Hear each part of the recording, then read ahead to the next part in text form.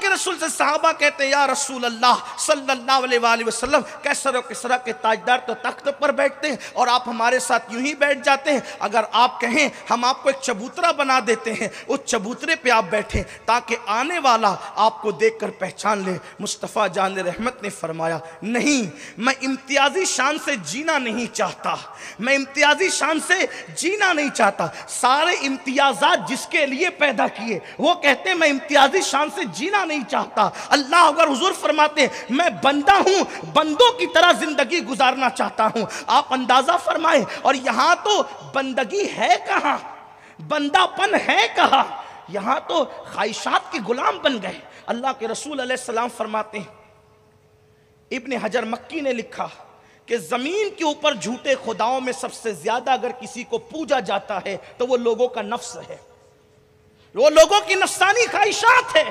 لوگوں نے نفس کو اپنا خدا بنا لیا، لوگوں نے اپنی خواہشات کو اپنا خدا بنا لیا۔ میرے پیارے آقا علیہ السلام کے پیارے دیوانوں، بت پرستوں کو تانا دینے والوں، نفس پرستی سے جب تک باہر نہیں آؤ گے اس وقت تک خدا کی معرفت نصیب نہیں ہو سکے گی۔ اللہ کے حبیب صلی اللہ علیہ وسلم کے غلاموں، حضور کہتے ہیں میں عام انسانوں کی طرح، بندوں کی طرح جینا چاہتا ہوں، اللہ اکبر، امتیازی شان نہیں چاہتا۔ اور پھر دیکھیں حضور کی تواضع کی شان کیا ہے۔ ایک شخص حضور کو دیکھتا ہے اور کانپنے لگتا ہے، اس پہ کپ کپی طاری ہوتی ہے۔ سرکار فرماتے مجھ سے نہ ڈرا کرو، میں کوئی بادشاہ تھوڑی ہوں، میں کوئی بادشاہ تھوڑی ہوں، میں کوئی جابر حکمراں تھوڑی ہوں، میں تو اس ماں کا بیٹا ہوں جو دھوپ میں گوشت کو سکھا کر کھایا کرتی تھی۔ اللہ کے حبیب صلی اللہ علیہ وسلم کی شان تواضع یہ تھی، جس دن اللہ کے حبیب علیہ السلام فاتح مکہ بن کر ہزاروں صحابہ کے ساتھ مکہ المکرمہ میں داخل ہوتے ہیں تو حضور علیہ السلام کی شان تواضع اللہ اکبر، بلکہ تواضع حضور علیہ السلام کی پیشانی کو یوں چوم رہی تھی، تواضع مصطفیٰ جان رحمت کی پیشانی کو یوں چوم رہی تھی کہ حضور علیہ الصلوۃ والتسلیم جو ہے اپنے سر کو نیچا کیے ہوئے ہیں۔ جس سر پہ شفاعت کا تاج ہے، جس سر پہ ختم نبوت کا تاج ہے، جس سر پہ محبوبیت کا تاج ہے، اللہ اکبر، جس سر پہ مقام محمودیت کا تاج ہے، وہ سر جھکا ہوا ہے، اونٹ کے کجاوے سے لگ رہا ہے اور حضور علیہ السلام کی آنکھوں سے آنسو بہ رہے ہیں۔ اس شان سے اللہ کے حبیب علیہ السلام جو ہے کعبۃ اللہ شریف کے مطاف میں داخل ہوتے ہیں۔ حیرت کی بات تو یہ ہے یہاں ہمارے جوانوں کو اگر جینس اور ٹی شرٹ مل جائے اور قیمتی بائک مل جائے تو ایسا لگتا ہے جیسے وہ زمین پہ ہے ہی نہیں۔ کب تک غرور سے اکڑتے رہو گے؟ تمہاری گردن کب تک اکڑتی رہے گی؟ اکڑنے والے خدا کے محبوب نہیں بنتے۔ فاتح مکہ صاحب معراج اس شان سے مکے میں داخل ہو رہے ہیں کہ کجاوے سے پیشانی لگی ہوئی ہے، آنکھوں میں آنسو ہے، اور اس کے بعد جب اترتے ہیں تو اپنی چچا زاد بہن حضرت ابو طالب کی بیٹی حضرت ام ہانی کے مکان میں اترتے ہیں، اور اترنے کے بعد اپنی بہن سے کہتے ہیں، چچا زاد بہن سے، کیا تمہارے گھر میں کھانے کے لیے کچھ ہے؟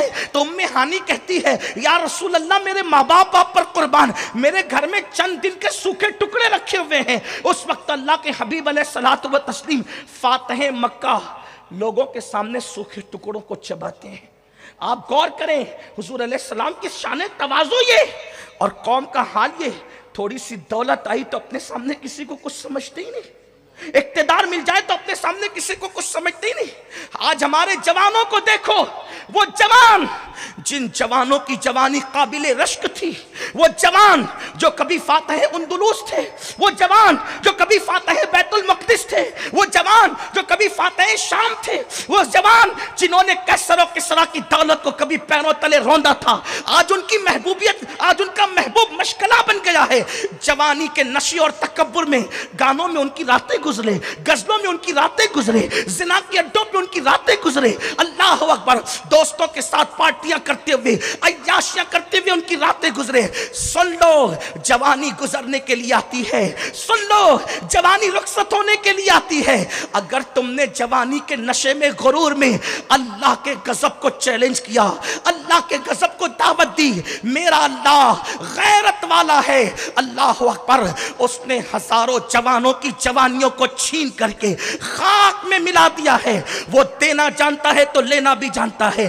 اپنی راتوں کو جوانی کے نشے اور غرور میں زنا اور شراب کے اڈے اور گناہوں کے اڈوں پہ گزارنے والوں سن لو، ایک وقت وہ ضرور آئے گا جب جوانی کا نشہ ڈھلے گا، جوانی کی دوپہر کے بعد بڑھاپے کی شام ہوگی، اور اس کے بعد پھر تمہیں کبھی جوانی کی صبح دیکھنا نصیب نہ ہوگی. اس وقت تو جوانی پر رو گے، کاش اپنی جوانی کو ہم نے عبادت میں گزارا ہوتا، کاش اپنی جوانی کو تواضع میں گزارا ہوتا، کاش اپنی جوانی کو سنت رسول پہ عمل کرنے میں گزارا ہوتا.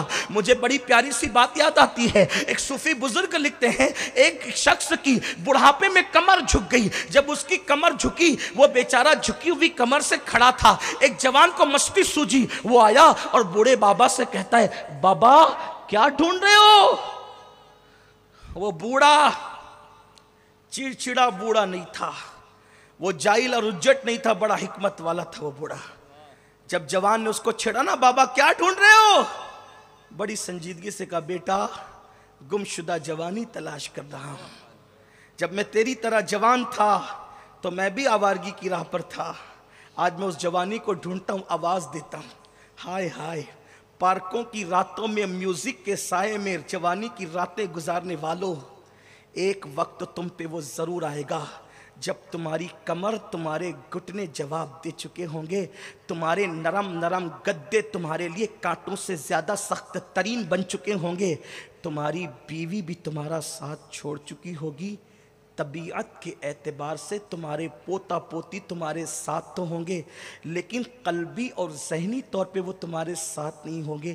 اس وقت تو کائنات میں تم سب کے ساتھ رہ کر بھی اپنے آپ کو اکیلا تصور کرو گے، اس لیے کہ جو قدرت کے غضب کو چیلنج کرتے ہیں قدرت انہیں اکیلا کر دیتی ہے، اور جو قدرت کے نام پہ جان دیتے ہیں تنہائی میں بھی انجمن آرائیاں ہوتی ہے. اچھی طرح یاد رکھنا، اس وقت چہرے پہ چادر ڈال کر سسکیاں لیتے ہوئے کہو گے کاش تو مجھے جلدی موت دے دے تو تیرا احسان ہو. اس وقت تو موت بھی نہیں آئے گی، اس لیے کہ جو جوانی میں آوارگی اور عیاشیاں اور غرور کر کے خدا کے غضب کو چیلنج کرتے ہیں، قدرت انہیں ذلت سے پہلے موت نہیں دیتی. اس سے پہلے کہ تم وہ دن دیکھو یا وہ شخص وہ دن دیکھے جو جرائم کر رہا ہے. کتنا غرور کرو گے؟ غرور کے نشے میں ایک دوسرے کو پہ ہاتھ اٹھاتے ہو، ایک دوسرے کو حقیر سمجھتے ہو، ایک دوسرے کو گالیاں دیتے ہو، پڑوسیوں کا حق تلف کرتے ہو، کسی کا مال لے کر کے ہڑپ کرتے ہو. سنو، میرے امام اہل سنت سیدی اعلیٰ حضرت فرماتے ہیں کسی مسلمان کو بے وقوف بھی مت کہنا، کسی مسلمان کو بے وقوف کہنا بھی حرام ہے. لوگوں نے پوچھا امام یہ بے وقوف اتنا چھوٹا سا لفظ اور آپ کہتے ہیں حرام ہے، بے وقوف کہنا حرام ہے. فرمایا تو نے حدیث نہیں پڑھی؟ من اذا مسلمن فقد اذانی ومن اذانی فقد اذى اللہ، او کما قال صلی اللہ علیہ وآلہ وسلم، کہ جس نے کسی مسلمان کو اذیت دی اس نے محمد الرسول اللہ کو اذیت پہنچائی، اور جس نے اللہ کے رسول کو اذیت پہنچائی اس نے اللہ کو اذیت پہنچائی. اب بتاؤ حضور کو اذیت پہنچانا حرام ہے کہ نہیں؟